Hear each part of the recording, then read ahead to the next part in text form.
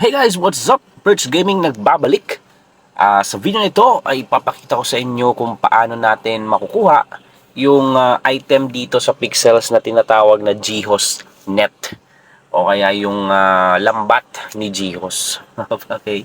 So, actually two parts itong video na ito, no? Kasi yung lambat na yun ni GHOS ay meron siyang mahuhuling isang item dito or isang bagay o yung tinatawag na blue base. Okay? Yung isda na color blue. So, yung makakahuli lang nun is yung lambat ni GHOS. So, yun naman ipapakita natin sa second part ng video. So, sa video na ito, kung paano makukuha yung net ni GHOS. So, samahan nyo ako. Let's go!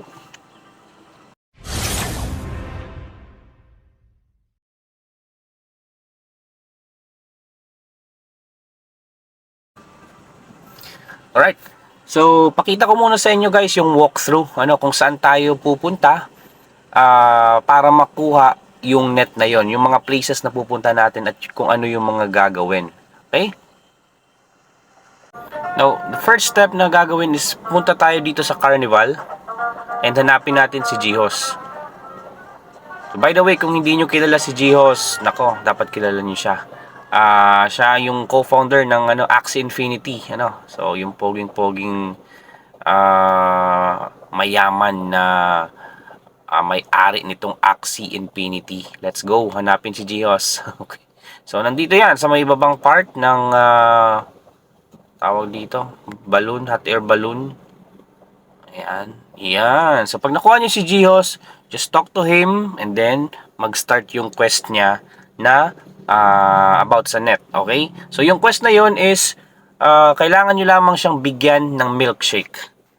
And para makakuha kayo ng milkshake, may dalawang paraan. Pakita ko yung una.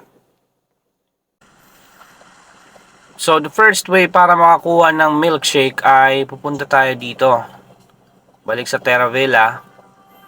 And then, dito sa Barney's Bazaar.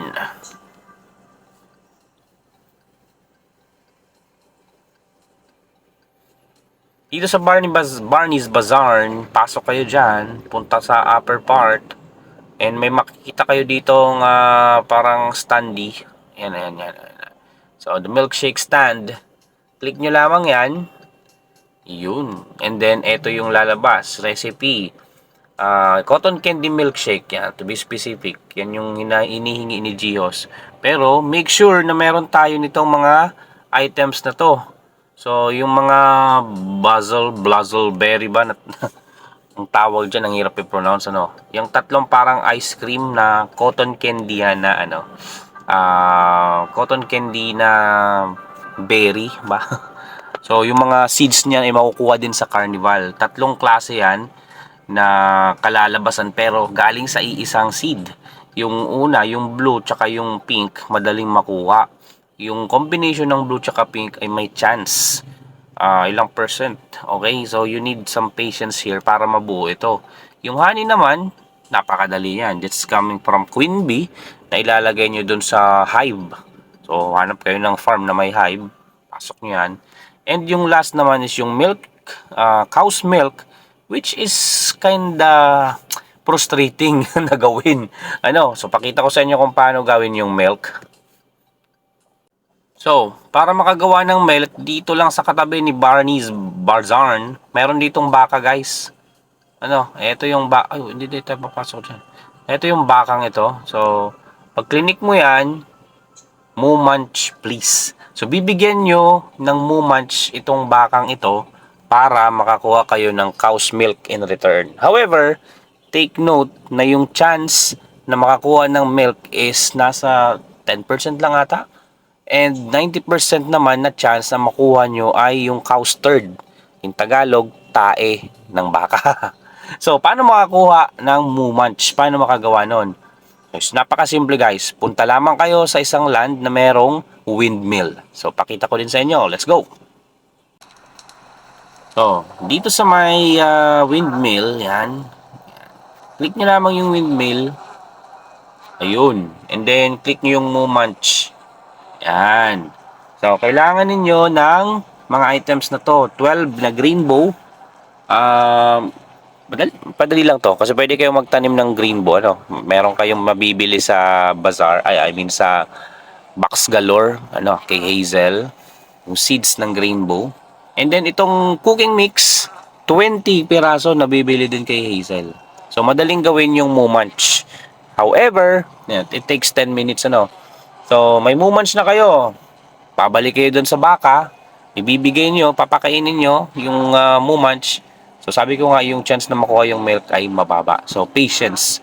Based on my observation, sa akin nangyari is mga 4 na beses tayo nakakuha ng tae, and then yun, binigyan tayo ng milk.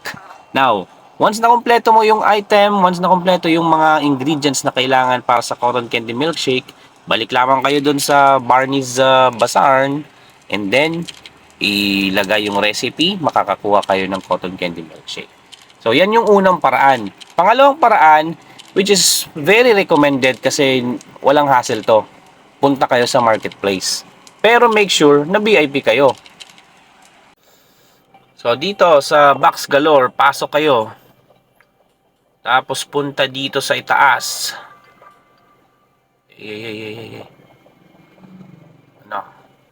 Sabi ko nga, make sure na VIP kayo para magawa tong isang paraan na to.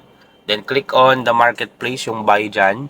And then simple lang, hanapin nyo yung milkshake. Cotton candy milkshake. Nagkakahalaga ng 888 berries sa ngayon. So, kung meron kayo niyan, may amount of berry kayo na hiningi dito, just click on that and you will get the milkshake. Okay? So, that's the 2 ways para makuha yung cotton candy milkshake.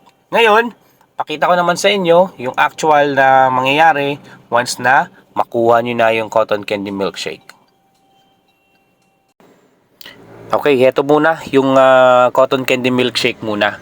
So, once kompleto na yung ating recipe, yung ingredients, yan, balik kayo sa milkshake stand and just click on create.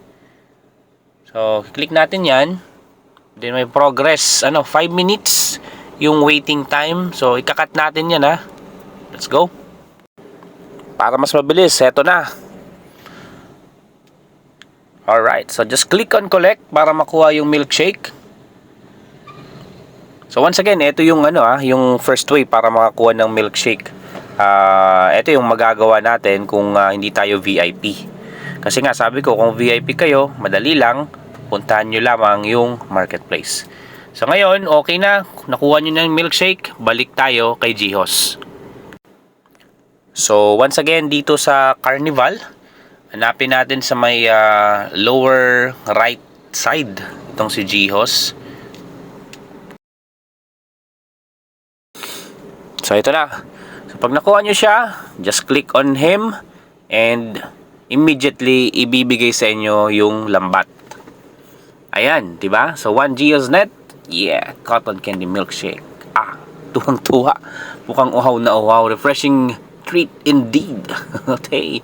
So nakuha na natin yung lambat ni Jihos. So ganun lamang po kasimple. Lalong-lalo na kung VIP kayo. So Geosnet, your trusted companion capturing aquatic life and flattering wonders on your journey into the unknown. Catch them if you can. Yes, sir. So nakuha nyo na yung Geosnet. Pupunta na tayo sa next part ng video. Iwan ko muna kayo dito. Thanks for watching, guys. See you sa next one.